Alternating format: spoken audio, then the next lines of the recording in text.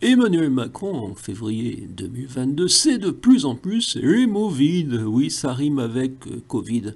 L'homme de l'anti-harmonie ose parler de bienveillance collective. Si, dans un entretien à Ouest France et non à Moncuq TV. Il assène que la France a besoin de beaucoup de bienveillance collective. C'est le même président qui est fier d'emmerder les non-soumis, de restreindre notre accès à l'hôpital, d'enrichir les riches. Oui, je parle de non-soumis, je ne vais pas parler d'insoumis, c'est soumis à Mélenchon. Et comme il récolte des mouvements du genre les convois de la liberté, il pioche dans les mots vides, l'homme qui a osé se prétendre de gauche et même en marche.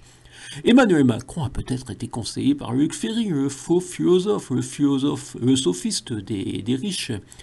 Nous sommes tous collectivement fatigués par ce que nous vivons depuis 2 ans. Cette fatigue s'exprime de plusieurs manières, par du désarroi chez les uns, de la dépression chez d'autres. On voit une souffrance mentale très forte chez nos jeunes et moins jeunes, et parfois cette fatigue se traduit aussi par de la colère.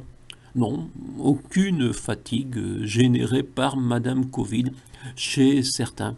Simplement l'observation d'un président au service des riches, des milliardaires, qui ont compris tous les avantages qu'ils pouvaient obtenir en exagérant la prétendue crise du Covid.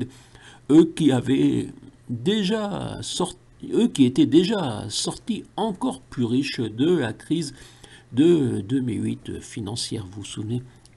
Une crise, c'est quelque chose qui enrichit les riches et chosifie encore plus les pauvres quand un président comme Emmanuel Macron est aux manettes.